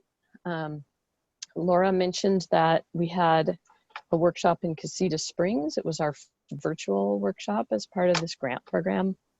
And we had a panel of speakers. It was able to be done differently than the in-person events, which we've had 5 so far before the COVID shutdown. And those were pretty well attended, and it was a great mix of presentations and then opportunities for people to gather in small groups around different issue areas. So for example, the County Watershed Protection District had information available about local flood maps and other projects related to flood protection. Some of them had, you know, Kat was there to present information about Hanson and some of the other activities of the Nature Conservancy. And then the water service providers would have a table with information about water quality and water supply and opportunities for rebates and such. So those first 5 events that were conducted, 3 of them were in the Santa Clara River watershed. Santa Paula, Satakoy, and Oxnard, South Oxnard. So this event in Casita Springs was the first one that the Sierra Club hosted, and we had a panel of speakers, which virtual events kind of, that's one of the ways you can showcase information. It's not quite the same as standing in groups and having small group conversation, but it was pretty successful. We had simultaneous translation for that in Spanish, and it was great to watch how the translator managed that. The technology really does seem to work pretty well for that. I mean, I wasn't listening to the translation, but she was able to do translation where you dim the voice of the English speaker and then her voice is louder. That's a capability of Zoom webinar, and we'll be taking advantage of that in the next workshops that are being scheduled. We have probably a combined event between El Rio and Nyland Acres, and that event will probably be sometime in September, and the Sierra Club and the Friends of the Santa Clara River will be hosting that event. And in each of the event in Casita Springs, we coordinated with Supervisor Bennett's office, and the event in Island Acres in El Rio will be coordinating with John Zaragoza's office, just to make sure the municipal advisory councils are aware of what is happening and can help promote the events. So we've been carrying on with our outreach activities as part of this program. It's been a little challenging, but we've got our first virtual event under our belts, and we'll be doing 2 additional events. The other one will be actually in Fillmore, which was not able to happen because of COVID. And so as we have more information about those, we'll reach out and give you that information so you can tune in if you're interested to see how these events go. We have, of course, the next phase that we're just entering into is the needs assessment. And we have surveys that we're going to be conducting for community members and also for water service providers.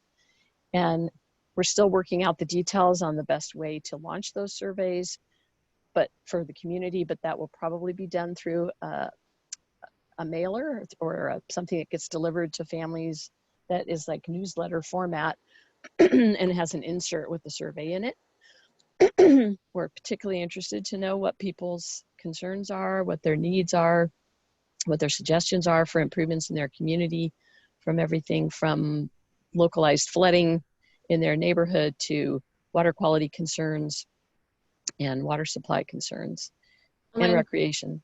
Yeah. Lynn, you want me to share that Yes. institutional survey right now? And I know we have a question, but we can get back to that too. Can you share the community? You want to share that one first? Okay. That one first. And I see Angela's question, and just to answer that, I believe we had 14 people on the event. It was very, very well advertised through the water districts in their area and Supervisor Bennett's office. They sent out, I think, 2 mailers. Unfortunately, we didn't have great attendance of the community, but it was recorded in both English and Spanish, and that will be shared with the community after the fact and posted on the Water Talks website. So we hope to get some traffic on that. And Lynn, I just want to share, when you said there's 14 people, that included a lot of us giving presentations or attending the meeting. So there was, I think there was 6 attendees, if I recall correctly, and the rest were more kind of on the presentation or management side. And some of the attendees were actually board members of the the Mutual Water Company and the Ventura River Water District. So yeah, we didn't have the turnout that we had hoped for. The state understands that we have challenges with getting people to tune in on remote things like this. So we did the best we could, but placing these things in, say, like a YouTube video channel and sharing them out later is another great way to make sure people get the message and the information. And of course, the Water Talks website. We will be relying on the Water Talks website and this newsletter approach and direct mail and some additional virtual meetings to get the community survey launched. And these are the questions that Laura has up on the screen now. These are the questions that are going to be used by our region as well as the other 2 regions, the Upper Santa Clara and the Greater LA, for continuity and consistency of the data that we're collecting. So if you want to just scroll to the top again, Laura, I just wanted to highlight a couple of things. We're definitely seeking input about, what their, how did they find out about the survey? How do we best describe them? Where do they live exactly? We're also including tribal members in the survey, as well as other residents in those communities. So a lot of it is background about them. Then we are asking people to emphasize what they think are the strengths in their community. It's really important to recognize that there are many things that are going well, and we want them to be able to share what they like in their community about things related to water and access and flood management, and in just community in general. And then focusing in on their needs, the top 3 needs that they feel are important to them. And then if you go to look at number 6, these water related issues are all things that relate back to, once we finish this phase of doing the needs assessment, we'll be able to figure out what are the kinds of projects that we want to seek funding for to help those communities. And these are the kinds of projects that can be funded by Prop 1 and Prop 68 and some of those other bond funded projects. So this is a really important aspect, number 6, for us to help move into the last phase of the grant, which is to look at project development and technical assistance to the communities that need help.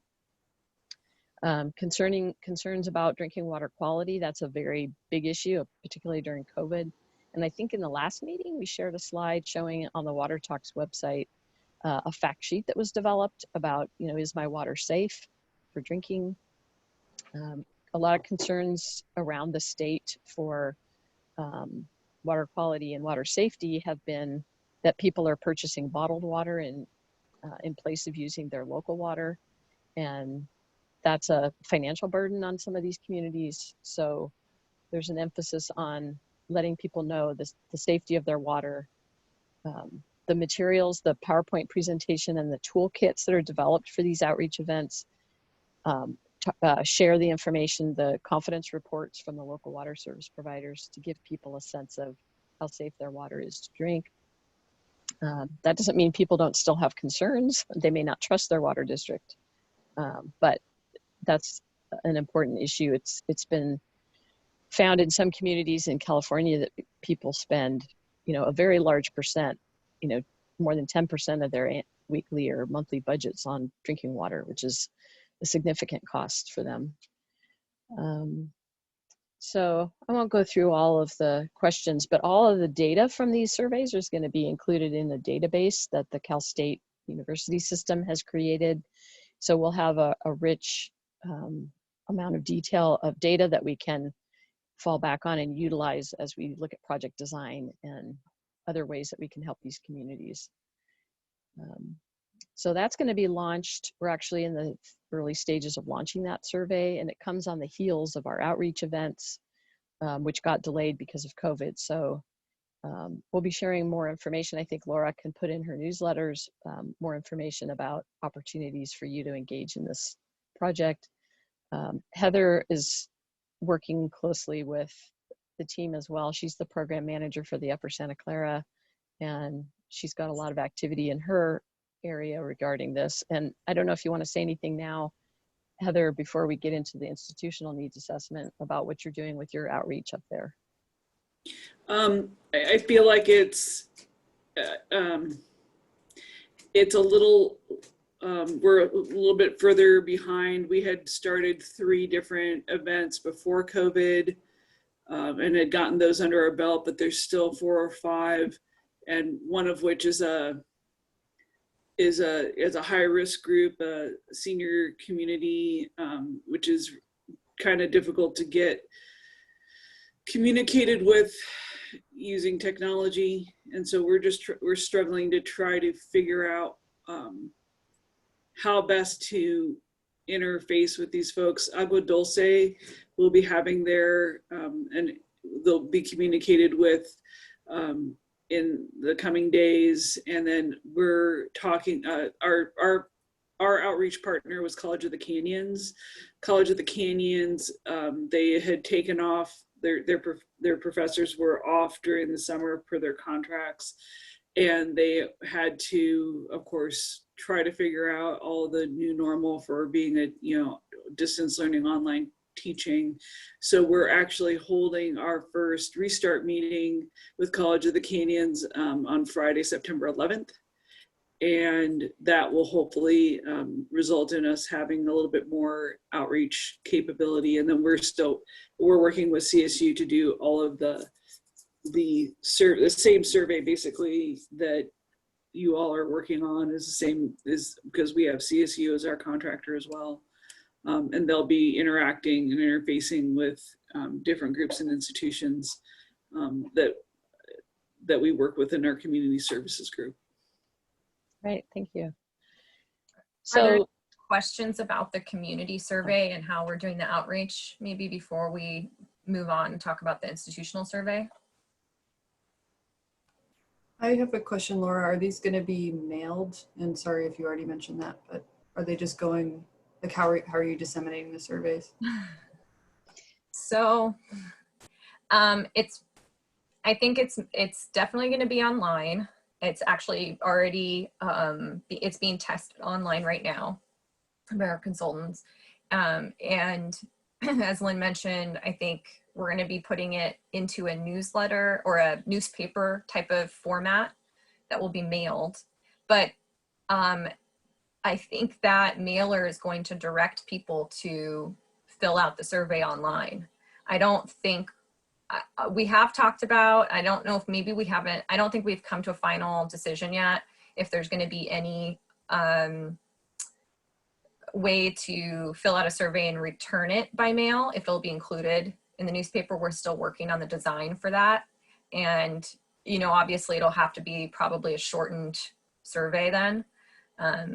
We're also still talking with Cause about maybe doing phone calling as an opportunity for doing some survey questions. So that's still something we're hoping and working out with them. They just have really limited capacity. This, we didn't expect to be doing the needs assessment phase at this time. And as they're moving into obviously gearing up for a lot of election work. So I don't know. I don't have a really clear answer. Lynn, you would say anything else? no, I mean, we're still tailoring the approach a little bit too to the individual areas, because what works in Casita Springs is different than what might work in Santa Paula or Fillmore. So we're learning as we go. Our consultants are working really hard to figure out all the best ways to reach people. And even some of the ideas that we floated using, YouTube videos and as part of the outreach, social media, other things like that. But to conduct a survey and collect data, there's really only a few ways you can do that effectively. And you can't rely on some of the measures that you might otherwise use, like distributing something in front of the grocery store, which was one of the ideas that was floated to do, to provide people with written copies that they could return. So we're working hard on it. And if anybody out there in the group has suggestions for additional ways to get the word out, it would be appreciated. But it's going to be an intensive effort and will take a little longer than it would have otherwise taken. And everybody's well aware of the lack of connectivity that a lot of community members have. Fortunately, and I think Heather has brought this up in some of our meetings, the schools being virtual and having, they're being provided sometimes with hotspots and computers, provides us with another avenue to get into the families, to provide information and get feedback. So it may be that we'll work with school districts a little bit as well. So yeah, we're doing everything we can think of. We've also talked about a text to respond kind of survey, because it does come up that Wi-Fi connectivity can be a problem. People not having, maybe they get the mailer, but then we require them to go to a website, and if they don't have internet or they don't have a data plan, sometimes, you know, they don't want to spend data on that. So even, you know, a text kind of like an option. So like text XYZ to 123 and you'll be sent question after question to respond to. Apparently that's had higher success rates and responses, something that Lynn and I think learned from that virtual engagement conference from a couple months already now ago. Yeah. But there's a lot of different ways. So we're getting creative. I see 2 questions posted or comments. And Sean, yes, we will definitely make that information available about people's interest in more access to the river. And as I said, I think we hopefully can have a 2-way communication with those communities about what is being, what will be possible with other programs like the work that you and Nature Conservancy and the Ventura Land Trust are doing, and others, Sierra Club. Another comment from the city of Ventura that with the community council meetings every month, that would be another opportunity for us. City of Ventura does it. I don't know about the other cities that we could utilize that to provide more outreach. So that's a great suggestion. Thank you, Bert. So if you want to switch now to the institutional survey, this one is, as the program sort of refers to it, as the water service providers, but it's more than that.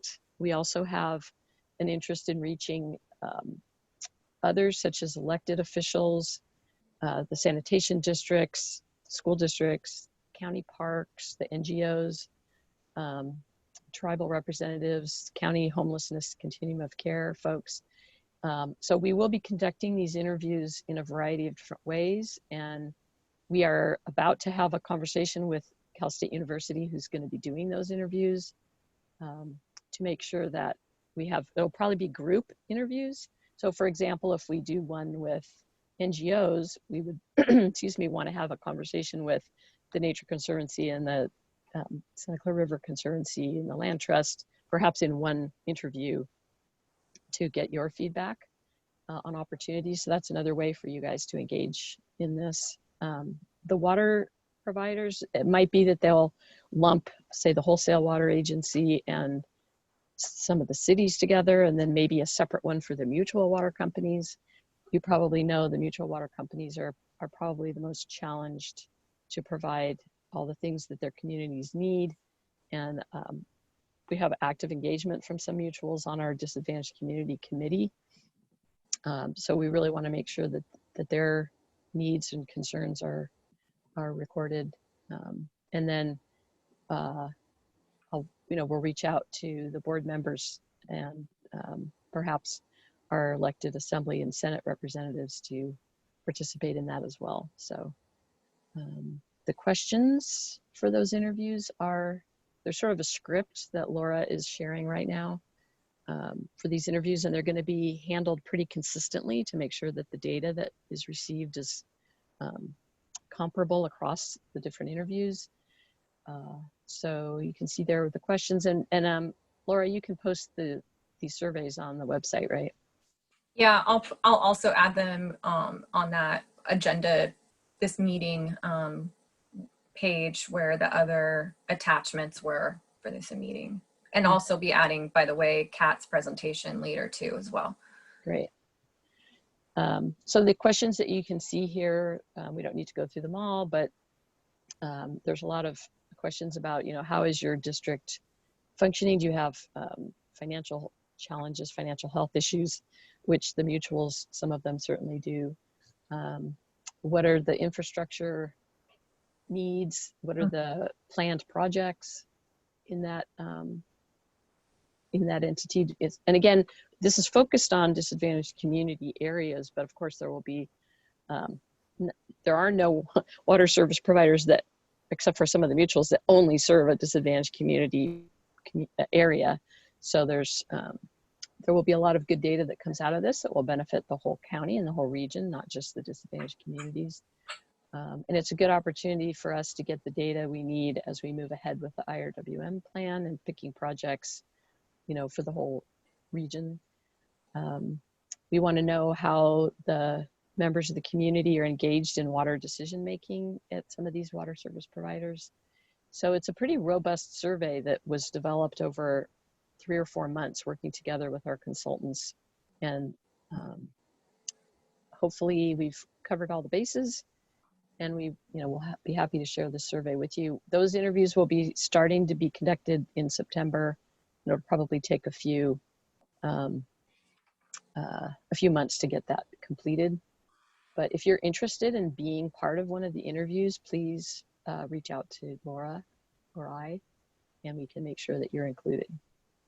I see that, I don't know if you introduced yourself, Michelle, but representing Assemblymember Lamone's office, something that you might want to be contacted for too. So let us know. Thank you. Are there any questions about the institutional survey, which, as we said, is being handled differently? It's not going to be a survey that gets sent to anybody in the mail. It'll be strictly an interview with the data being entered into the database by professionals who know how to do it. Any questions? Should we segue into the WCVC update, or do you want to say anything else, Laura? No, I think that, we're especially interested to hear from, of course, the water service providers, their input, and we have the DAC committee as well. So we've been in communication with them through our DAC committee. So we have, hopefully we'll be getting feedback in that through that avenue as well. But so I don't really have anything else to share. And we did have a DAC committee meeting since the last meeting of this group. And we recorded that event and have a PowerPoint from that event. So if anybody's interested more in the discussion that happened there, we can share that. I wanted to say something to segue into the WCVC update from the DAC. As we talked about, this is an opportunity for us to get funding. The DACI grant program and the needs assessment, all of this is leading us towards being able to present some projects in our application for the second round of funding. As you probably are well aware, there's no match required of these grants. And we did have a couple of DAC projects that were submitted for consideration in the round 1 IRWM application. And unfortunately, those sort of fell out for various reasons after the discussion with the state that we had in September, a pre-application workshop with them, that those were not a good fit for the grant program, or there were certain aspects of the projects that didn't mesh well with the state's expectations. So unfortunately, the project that the Nature Conservancy submitted to do some of the work that Kat described today ended up not being considered to be eligible for that grant by, I guess, the WCVC steering committee ultimately had to decide what to do with the input from the state. We hope that in the next round, well, we will have DAC projects in the next round. And the way that funding in Prop 1 has been split out, they put 35% of the funds earmarked for disadvantaged community projects in the first round, 65% in the second round, because they wanted us to get through this process of receiving input and engaging folks in those communities to identify their needs. So hopefully we'll have lots of projects on our list for funding. As a reminder, the DACI grant for engagement doesn't fund projects, but it can fund technical assistance that is very helpful and maybe all some of the districts need, actually. But if they need more, the funds can also be used for project development. And what that looks like is if a project is identified by a disadvantaged community as a high need, and there's potentially some technical assistance to help them flesh out the idea of the project, and then there can be design funds for a consultant to come in and actually develop the project enough that it's ready to be put in the application. So that's kind of the trajectory of this whole process. And we have probably the next round 2 is probably going to launch in 2022, and that'll be right at the very end of the DACI grant. So it's good timing, and we'll have at least 65% of the money in our funding area earmarked for disadvantaged community projects. I'm sorry, 65% of the targeted 10% will be available. But of course, we could put all DAC projects on our list. There's no limit to how many match-free funds we can access in that grant. So again, it's a competitive process with the other 2 regions, with the upper watershed in Santa Clara and also the greater LA. So we are working very closely together on the DACI grant. That's a funding area wide activity, and Laura and I are on the task force with the 4 representatives from the other 2 entities. But when it comes down to implementation grant funding, we're all each independently. We don't have an agreement of the amount of funding to share. So just for your information, in that draft funding recommendation from the state that came out earlier this year, the only DAC project that was included in that application for anybody in our funding area was from Greater LA, a project for Sativa Water, which is in Compton, and they will they'll get all of the money they requested for that project because we didn't have any, there were no competing DAC projects for the funding area. Laura, before I move into where are we with that first round draft recommendation, did you want to say anything else about the DAC funding for projects in the Santa Clara? No, we covered it. Thank you. Okay. So as EJ mentioned earlier from the steering committee meeting, we were, the draft recommendation for funding for our funding area came out in May. There was a public review period, and because of the way the funding was divided, the greater LA basically sort of protested that recommendation, wrote a letter to the state and requested a meeting with them. They had a meeting with the leadership all the way up to the director, Carla Namath, on July 8th, and had the results of which was DWR has been considering a possible change to their recommendation. They gave the Upper Santa Clara and the Ventura groups an opportunity to also meet with the director and executives at the state. That meeting was held 2 weeks ago yesterday. They told us in 2 weeks we would get the final result. So we are waiting to see if they're going to change their draft recommendation, which I think EJ may have said it, but I'll just reiterate it. It was almost a 3-way split of that $34.3 million. It would have been about 10.6 million, I think, for Upper Santa Clara and 11.8 million each for GLAC and for WCVC.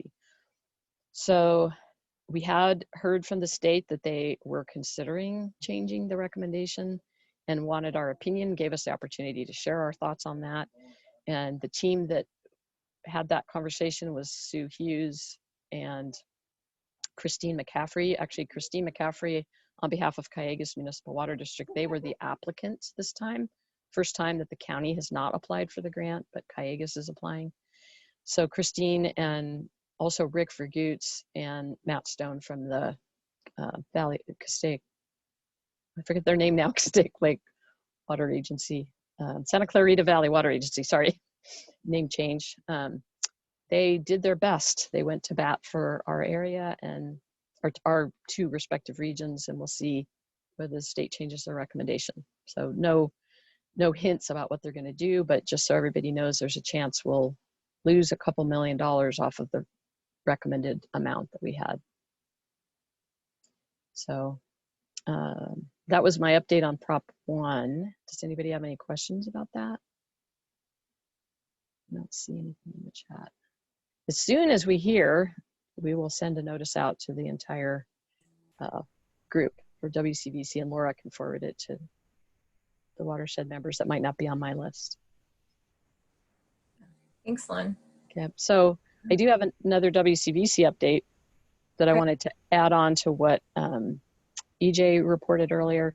We have scheduled a meeting of the general membership for September 30th. so the end of the month, to take care of some business items that, you know, normally we would have met by now to approve some of the recommended actions by the steering committee. But due to COVID, we didn't meet, and we decided it was, you know, we're a little overdue for a meeting of the full general membership. So we'll be having a meeting on the 30th if you want to mark your calendar. I'll be sending out a notice about that and a draft list of topics for discussion at that meeting. And that will also be our adoption hearing for the amended IRWM plan, something that we need to do. And all the project proponents are going to be adopting the plan amendment, and hopefully also other stakeholders who normally adopt the plan will be adopting it as well. But as EJ pointed out, the plan amendment did not completely rewrite the whole plan. There's just some new sections and information. And I have posted most of those revised documents by section on the website, on the WCBC website. So there were also some fairly substantial changes to the region description, just because a lot has changed, you know, since 2014 when we last did our plan. So I think that covers WCBC updates. Thank you, Lynn. So I think that covers our agenda. Supervisor Long, if you know, she had to step away. So I guess then I can adjourn the meeting, and we will meet again October 22nd. If you have ideas for meeting topics, agenda items, please let me know and we can schedule that. And thank you, everybody. Thanks for all the presenters and the input. And I'll send out, I'll be posting Kat's presentation shortly by later today, this afternoon, if you're looking for it. Thank you. Great, thank you. Thanks, Laura. Thanks, Lynn. Great meeting. Thanks, Thank Laura. you. Nice. Bye, everyone. Bye. Bye, everyone.